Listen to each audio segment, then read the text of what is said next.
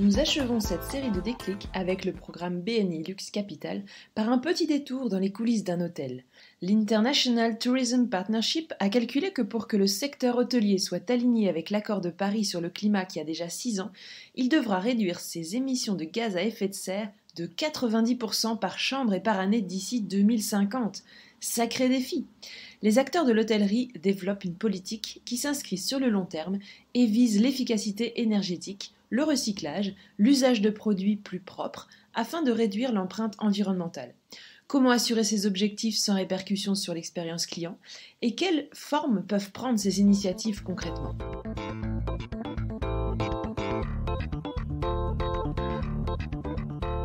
Bonjour Alina, donc toi tu es coordinatrice groupe et réception de l'Alvis Park Hotel. Bonjour Alina. Bonjour Anne-Claire et Camille, oui, moi je suis la coordinatrice groupe et réception d'Alvis Park Hotel. Alors tu viens nous expliquer que le groupe a obtenu récemment l'écolabel de Luxembourg. Tu vas nous décrire un petit peu ce que c'est qu'un écolabel, mais ce qui nous intéresse aussi, c'est que tu nous racontes un petit peu les dessous pour nos auditeurs de ce que ça veut dire pour un hôtel. Et en gros, comment est-ce que ça va se traduire sans que nous, forcément, consommateurs ou visiteurs d'un hôtel, on sache ce que c'est. Mais d'abord, peut-être alors cet écolabel. Oui, en clair, l'écolabel Luxembourg est le label officiel de Luxembourg qui certifie les hébergements touristiques éco-responsables au niveau luxembourgeois. Son objectif est de créer un environnement éco-responsable dans le secteur du tourisme. Ainsi, notre hôtel garantit son engagement sur les points suivants: la gestion de l'environnement, la consommation énergétique, la consommation d'eau, les achats et la gestion des déchets.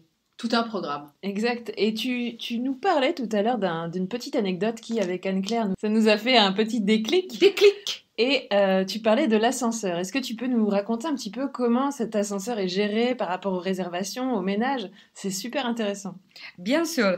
Le contrôleur d'ascenseur utilise environ 83 watts tous les temps sans bouger. Si on imagine qu'il va monter 40 fois dans la journée, ça fait 3320 watts, que c'est beaucoup pour une journée, pour un ascenseur. Alors, nous ne pouvons pas arrêter l'utilisation d'ascenseurs, mais nous pouvons les réduire en adaptant les processus d'enregistrement écologique pour aider à mettre en œuvre la pensée verte tout en créant l'horaire hebdomadaire. Par exemple, nous essayons d'enregistrer autant de clients que possible au même étage afin de permettre au service de nettoyage de placer chaque membre du personnel sur un étage spécifique sans avoir à se déplacer d'un étage à l'autre en utilisant l'ascenseur pendant les quarts de travail. C'est excellent parce que quand on réserve un hôtel, on ne s'imagine pas en fait tout ce qu'il y a derrière. La réflexion pour attribuer des chambres aux uns et aux autres, exactement. Alina, du coup, est-ce que tu peux nous dévoiler un petit peu pour les clients que nous sommes, ce que ça revêt, enfin ce que ça traduit pour vous, avoir cet écolabel et qu'est-ce que vous mettez en place dont nous, on ne se rend pas forcément compte? Oui, bien sûr.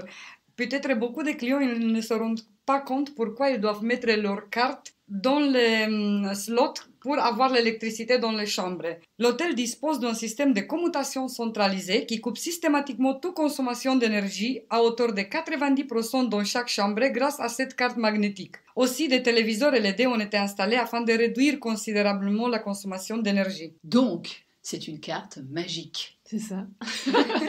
Donc là, on vient de parler d'électricité, mais je pense à quelque chose comme l'eau, par exemple. C'est un vrai problème majeur de notre société. Est-ce que tu peux nous dire un petit peu ce que vous mettez en place pour gérer cette utilisation de l'eau? Oui, pour réduire la consommation d'eau, le Parc Hôtel Alvis a mis en place un système de régulation du débit d'eau, des détecteurs de fuite, un réglage automatique de la température du thermostat et de la climatisation. Concernant l'eau, le débit est optimal. Plus de 90% des robinets et les douches dans l'hôtel ont un débit de 8 litres par minute et plus de 90% des toilettes consomment un maximum de 6 litres par utilisation. Donc c'est une vraie économie qui est faite à l'année, parce qu'on ne s'en rend pas compte, mais c'est vrai que tous les clients qui tirent la chasse d'eau, ça fait un paquet de litres.